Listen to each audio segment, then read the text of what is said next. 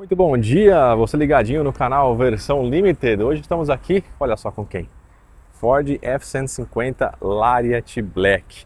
Sim, a F-150 recebeu aí um facelift, né, recentemente, 25 para 26. Se não me falha a memória, ela recebeu aqui esses novos faróis aqui, essa nova, não digo nem nova frente, porque ela está bem parecida com o que era antes, mas tem aqui essa frente um pouco mais baixa. Nossa, passou uma motaça agora.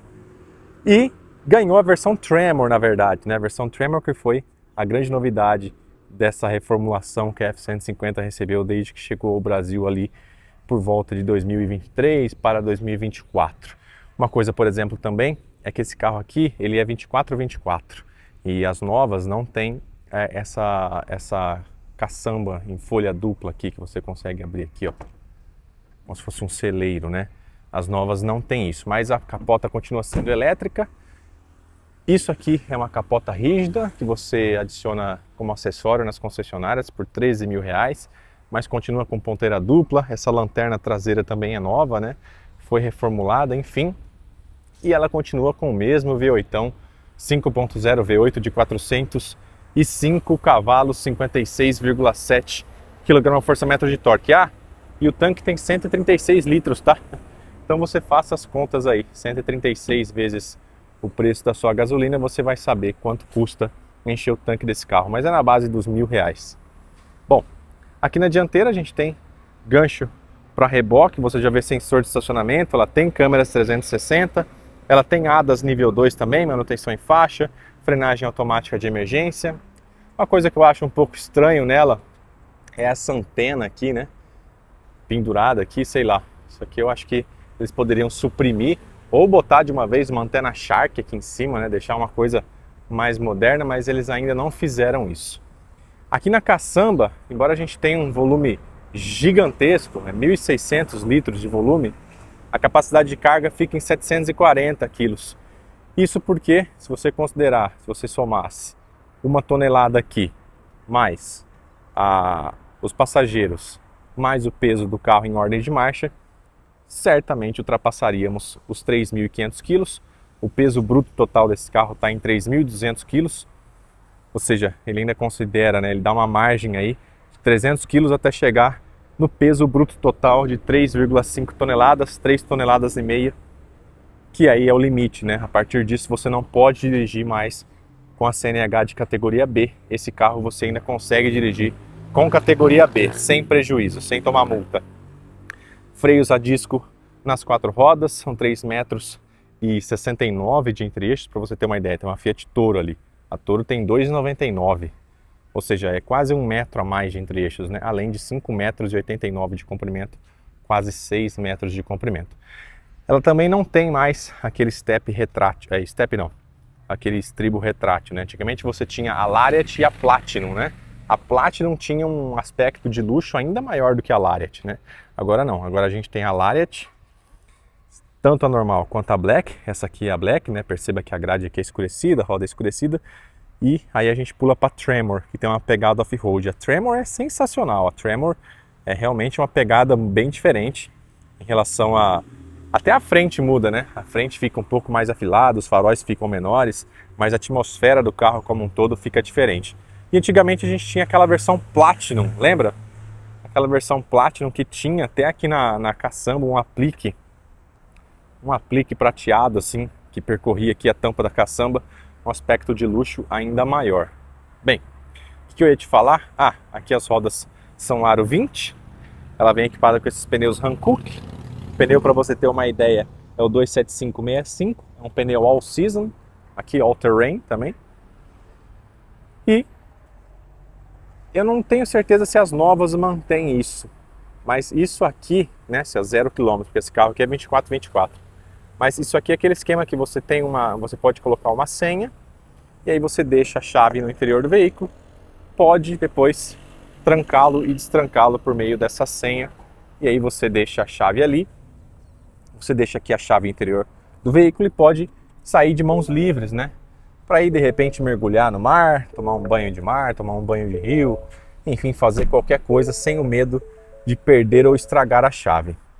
Bem, aqui por dentro a gente tem teto solar panorâmico, um baita espaço interno aqui atrás, né? Inclusive ela tem um porta-malinhas aqui, né? Você pode montar e desmontar essas abas laterais aqui. E aí você tem um espacinho aqui coberto como se fosse um mini porta-malas. Painel de 12 polegadas, central 5.4 também de 4 polegadas, carregador de celular por indução, tem tomada USB-A e USB-C para transferência de dados, você pode transferir das duas maneiras. Tomada aqui do padrão americano, 120 volts, 400 watts, mais uma tomada 12 volts. E aqui atrás a gente tem aquecimento dos bancos, além também de saída 12 volts e também a tomada normal, além da USB-C. O som é assinado pela Bang & Olufsen. Eu tenho dificuldade de falar esse nome, então eu falo logo B&O. Sistema Start-Stop, câmeras 360 graus, sensor de estacionamento. Isso aqui não é Park Assist, tá? É só para você ativar ou desativar o sensor de estacionamento. Controle de tração, não faça isso, não desligue. Auxiliar de velocidade em descida, né? O Hill Descent Control. Aqui o Pro Trailer, aquele sistema muito louco que ela identifica onde está o trailer e vai se guiando sozinha. Só o que você tem que fazer é guiar aqui pelo painel. Aqui ela está dando que o pneu está descalibrado, mas ele deu uma murchadinha, precisa encher. Modos de condução, que são o Sport, o Eco, reboque, aliás, 3.600 kg de capacidade de reboque, normal, escorregadio, off-road e o cascalho, o Rock Crawl, né, para avanço lento. E aí ele ativa lá o bloqueio do diferencial traseiro, que você pode fazer apertando por aqui, coloca em reduzida, enfim, são 7 modos de condução. Vamos ter um pernilongo aqui, vamos deixar no normal. Por falar em bloqueio do diferencial traseiro, ela não tem bloqueio dianteiro e tem aqui a tração, que você pode colocar o 4x4 automático, reduzido, 4x4 alto, né, que seria aquele diferencial aberto, tipo tem na L200, 4x4 alto, na Amarok também tem, e 4x2. E aqui, isso aqui é para ganho de freio do reboque, ó. Tá vendo? Freio do reboque. Aqui são recursos que dificilmente a gente usa no Brasil, né? Mas que dificilmente não, né? Porque quem compra esse carro aqui certamente tem coisas muito grandes para rebocar. Mas nos Estados Unidos é bem comum, né? Rebocar trailer, rebocar barco grande, enfim. Banco aquecido e ventilado. Esse banco não tem massagem. A transmissão, inclusive essa central multimídia é bem simples, tá? Ela não tem assim tantos recursos mirabolantes. A própria qualidade das câmeras 360 não é lá essas coisas, assim, não é algo que você fale, meu Deus, parece um carro de 600 mil reais. Não. É uma qualidade de câmera que eu particularmente considero que até deixa a desejar em função do preço do carro. Vale lembrar que esse carro custa 560 mil hoje, dia que eu estou gravando esse vídeo. A Silverado custa coisa de 480 mil, é a mais barata delas, né? Silverado, essa aqui, F-150 e a Ram 1500. E a Ram 1500, 580 mil reais. E é mais ou menos isso, né? Aqui você mais vê na rua, tudo bem, aqui em São Paulo você nunca vê esse tipo de carro na rua, dificilmente, muito difícil mesmo. Mas, por exemplo, onde que eu estava agora, era um evento de montadora, eu estava em Brasília, você vê Silverado, Goiânia, é verdade, minto, eu estava em Goiânia vendo da BYD, você vê muita Silverado, aí você vê em um pouco menor quantidade F-150 e em menor quantidade ainda a Ram 1500, é bem isso mesmo, né? A Silverado, pelo fato de ser mais barata e ter uma rede, uma capilaridade de rede maior, é a que mais vende. Aqui você tem esse recurso, olha, você retrai aqui a alavanca da transmissão e você pode abrir aqui esse porta-objetos e fazer essa mesinha aqui. Tudo muito bem acabado aqui por dentro, tudo macio ao toque aqui em cima, aqui na porta também. Os vidros são automáticos aqui na frente apenas, ali atrás não. Memória do banco, você tem também a regulagem de distância do freio dos pedais, na verdade, né? Por esses botões aqui você leva mais para frente ou traz mais para perto, leva mais para o fundo, mais para longe ou mais para perto os pedais. Acendimento automático dos faróis, iluminação por zona também, ela tem luzes no retrovisor para te auxiliar, abertura elétrica da caçamba. A transmissão não é aqui na coluna, é aqui onde eu te falei. E aqui desse lado a gente tem regulagem de limpador de para-brisas, bem como o farol alto, que é automático inteligente. Né, tem a comutação automática. Aqui um F-Series aqui no painel, bem bonitinho. Enfim, é basicamente isso, freio de estacionamento eletrônico. O banco tem regulagem elétrica, muitos porta-objetos, mas esse banco não tem massagem, tá? E aí aqui a chave do carro, ó, tá no meu bolso, espera aí. Aqui a chave do carro, uma chave bem comum, na verdade, né? Não muda em relação ao que seria a chave de um Focus até. E aqui o controle da capota retrátil, que é um acessório, tá? Um acessório que você pode instalar na concessionária, como vários outros acessórios que esse carro tem. A lista é bem grande, se você entrar no site da Ford você vai ver. Eu espero que ela freie. Freou, muito bem. Isso, já vai sair. E aqui você tem uma alça, né? Ela não tem alça de teto, aqui para te auxiliar. Esse carro tem 8 airbags, tá? Os 6 convencionais e de joelhos ali, ó, tem a inscriçãozinha airbags de joelho para motorista e para passageiro aqui. E aqui o painel de instrumentos, na verdade a tela não é... tem um head-up display também. E o painel nem é tão configurável aqui, se você vier em My View. Cadê? Aqui ó, My View. Aí você tem assistência para o motorista, visão básica, viagem 1, consumo instantâneo, pressão dos pneus, enfim, você pode adicionar ou remover algumas visões, mas você não tem tantas configurações assim. O que mais você tem é quando você muda o modo de condução, aí o painel muda junto. Então, por exemplo, se eu colocar em modo rebocar, ó como é que fica o painel. Aí, ó, aqui ó, ganho do reboque, distância, consumo de combustível, inclinação, então ele te dá informações do reboque. Se eu colocar no modo Eco, o painelzinho fica verde, quer ver? Olha lá, fica verde, isso, fica só o conta-giros. Aí você tem aqui o modo esportivo, fica tudo vermelhusco, a mudança já vai para o 4x4 automático. E aí se eu coloco, por exemplo, lá no avanço lento, mude para neutro, ok. Vamos esperar sair a arte. Não vai sair? Enfim, teria que ligar aqui e colocar em neutro. Mas enfim, ela vai mudando o painel conforme ao seu modo de condução. Nada muito, você não consegue, você não tem tantas configurações assim, né? Mas o que eu quero dizer é, você não consegue mudar muita coisa ao seu prazer aqui no painel. É mais mediante os modos de condução mesmo. Vamos dar partida aqui no carro. Sair para rodar, você aperta novamente aqui, o câmbio sobe. Deixa eu fechar o vidro, ligar o ar-condicionado, ligar a ventilação de banco aqui, que eu gosto. Isso, pronto, vou deixar no mínimo aqui. Aliás, o ar é bastante forte, tá? Mesmo na velocidade 1, a intensidade do vento é bem forte aqui, justamente porque a gente tem uma cabine bem grande para ser refrigerada, né? Vou colocar vocês aqui no cantinho. Isso. E vamos sair para dar uma voltinha breve aqui pela cidade de São Paulo mesmo. Algumas considerações. Eu dirigi esse carro, fui para o interior com ele. Infelizmente não deu tempo de filmar, estava bem corrido esse fim de semana. Mas ele fez médias de 8 por litro. 8 por litro na estrada. Ó, eu já rodei com esse carro 1.070 km nessa viagem que eu fiz para o interior. E aqui ele está marcando 8,2 km por litro. Autonomia, então se você colocar 130 vezes 8, vai dar 800, 8 vezes 3, 32, vai dar coisa de 1.000 km de autonomia. Seria mais ou menos isso mesmo. Eu abasteci antes de entrar na reserva, mas eu acho que eu rodaria isso mesmo, coisa de 1.000 km com o tanque. Lembrando, o tanque tem 136 litros, é o maior tanque dessas três rivais, né? Dessa tríplice coroa aí. Que mais que eu tenho? Motor V8 5.0, 405 cavalos. A Silverado tem um pouco menos, né? 360 cavalos. É um motor da Silverado 5.3, não é isso? E lembrando, lá fora a Silverado tem o 6.2 também. A F-150, seja Tremor, seja Lariat, sempre 5.0.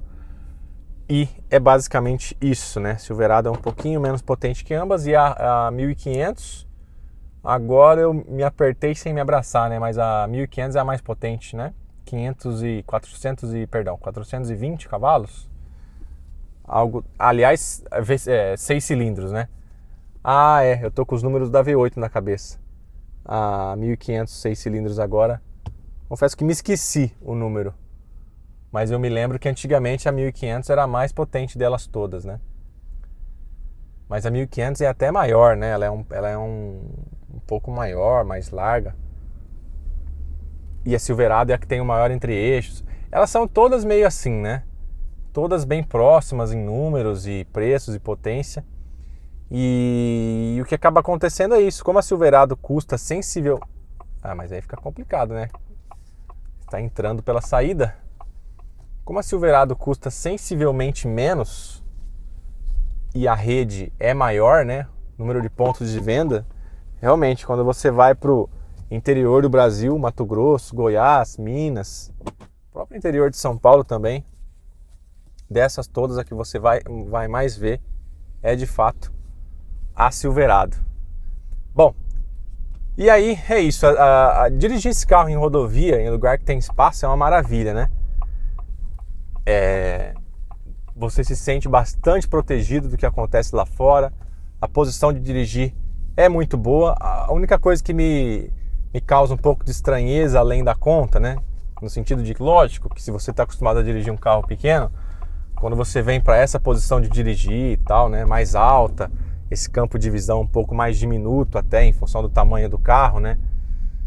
Lógico, você estranha tudo isso, mas o que mais me causa estranheza é o aro do volante. É bem o raio, né? O diâmetro do volante é bastante amplo. É um volante bem grande mesmo. Aí você tem a sensação de que, opa, eu tô realmente num carro bem grande, né? Com esse tamanho de volante para te lembrar a todo momento que aqui você tá num carro de quase 6 metros de comprimento. Não é pouca coisa, não. Mas, de uma maneira geral, é muito gostoso dirigir esse carro, lógico. Numa cidade grande, você fica tenso, você não fica tão à vontade para dirigir isso aqui, né? Não foi feita para andar aqui em São Paulo, subindo a Rebouças, muito longe disso. E aliás, esses retrovisores, eles são bem, eles têm um tamanho ok para enfrentar lugares apertados, mas eu acho que eles poderiam ser até um pouco maior. A Silverado tem aquela orelha de duende, é muito ruim, né? Realmente, eles mudaram isso, né? Tinha antigamente aquilo lá, para andar com aquilo em São Paulo, era o motoboy passa na altura do retrovisor, é bem perigoso. E a Ram 1500 tem aquele que você consegue jogar ele mais para fora, né? Você consegue colocar o retrovisor mais para o extremo lateral do carro para você ter uma visão ampliada do reboque. Mas enfim, aqui o retrovisor ele está num tamanho bom para o trânsito, ele não... só em garagens mais apertadas você precisa recolher, mas ele tem um tamanho até um pouco diminuto em termos de visão pro tamanho do carro. Lógico, esse carro tem uma altura excelente do solo, ele não raspa em valeta, em lombada, pode passar tranquilo. A suspensão é bem macia mesmo, embora lá atrás a gente tenha feixe de mola, aqui a gente tem um duplo ar na dianteira, lá atrás um feixe de mola, mas de novo, andei com ela vazia. Nunca andei com esse carro em plena carga, tampouco rebocando algo muito pesado, mas ela rodando em condição vazia, ela é bem macia, muito mais confortável do que picapes médias.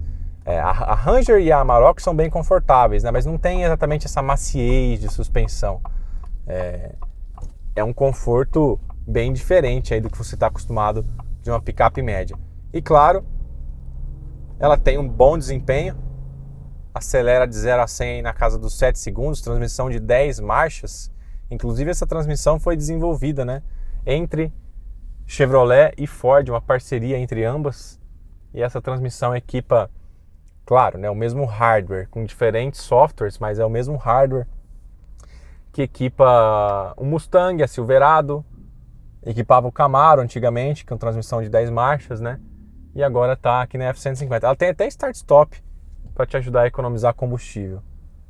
Aqui é uma rua bem chata de atravessar. Vamos ver se agora eu consigo. Foi. Pronto. E assim, ela está no modo normal. No modo normal você já escuta bastante do escapamento lá atrás, do barulho do carro, da atmosfera. Se eu colocar aqui no modo Eco, aí ela já fica mais silenciosa e tal, né? Mas sem dúvida o Mustang é bem mais espalhafatoso em termos de barulho do que esse carro, não tem nem... Porque ambos utilizam o mesmo motor, né? 5.0, mas claro, no Mustang com um ajuste todo diferente, bem como aqui, né? São ajustes bem diferentes, mas no Mustang, o próprio Cold Start do Mustang é outra atmosfera, né? Completamente diferente. Mas no geral é um carro bastante agradável de dirigir. Lógico, se a gente considerar custo-benefício, não tem como eu te falar que é nada diferente do fato de que a Silverado de fato tem o melhor custo-benefício entre essas picapes full size, né? Isso não resta dúvida. Antigamente você tinha a Ram Classic, a 1500 1000 Classic, 1000 Classic, meu Deus, a Ram 1500 Classic, que chegava a ter preço de versão topo de linha de Hilux e Amarok, mas não existe mais, né? Aquele V8 Hemi. Eu vou espirrar. Perdão. Aquele V8 Hemi não atendia mais normas de emissões de poluente. A Ram 1500 Classic, que vinha do México também, tinha mais benefícios ainda, né, para custar menos. Vendeu bastante quando estava disponível, mas agora não está mais. E a Ram 1500, depois que adotou os 6 cilindros, convenhamos, não... E além do preço ter ficado caro, né, não tá vendendo assim como a gente vê no número de vendas. A Silverado realmente desponta como mais vendida entre essas picapes aqui. Mas a F-150 chama uma atenção desgraçada, cara. Todo mundo quer ver, todo mundo acha bonito. Tudo bem, essa cor vermelha aqui não está mais disponível no catálogo desse carro, aqui para o Brasil. Mas ó, todo mundo olha, cara. Todo mundo repara, todo mundo acha bonito o carro. Umas baita roda também de 20 polegadas, né? E no geral é isso, claro. Se você está procurando uma picape como essa, eu acho que dificilmente, aliás, quem está procurando, né, dificilmente vai olhar para custo-benefício. Ele vai comprar aquela que ele mais gosta, aquela que ele acha mais bonita, e acaba sendo isso, né? A F-150 tem uma legião de fãs muito grande, bem como a Silverado também tem, bem como a Ram também tem, mas aqui no caso da F-150 realmente ela é bastante clássica, né? Bastante icônica, e a Ford faz questão de manter o produto atualizado. Já fez um facelift, trouxe a versão Tremor com uma pegada off-road. Ela tá o cara em cima do caminhão olhando o carro, ó, olhando, quer saber do que se trata, vai acompanhando. É bem interessante. Mas é isso, é um carro muito gostoso de andar, claro, onde ela foi feita para andar, que é cortando longas distâncias, com bastante espaço. Aqui ainda no bairro onde eu moro tem ruas bastante largas, mas você andar com isso aqui no centro de São Paulo é certamente uma chateação. Estacionar em shopping é uma chateação. É o carro realmente para você percorrer longas distâncias pelo interior do Brasil com bastante conforto. E nos Estados Unidos, onde a gasolina era barata, né? Agora parece que não está mais tão barata assim. Esse carro faz sentido, né? Faz todo sentido esse carro ser o mais vendido de lá. E logicamente quando ele chega aqui parece até um carro que não faz muito sentido, né, em grandes centros urbanos, mas certamente ele faz muito bem aquilo que ele foi pensado para fazer: cortar longas distâncias, rebocando coisas bem pesadas, né? E é isso. Mostrei para você a F-150. Você deixa nos comentários o que você mais gostou, se você tem alguma dúvida com relação ao carro. Vamos ficando por aqui. Enquanto eu gravo esse vídeo, eu ainda não sei se o Brasil ganhou do Japão. Quem viver, verá até onde o Brasil chega nessa Copa. Certo? Um forte e sincero abraço a todos. E a gente fica por aqui. Um abraço. E haja abraço aqui, hein? Ó, será que vira? Virou, mas tem que ter cuidado. Até!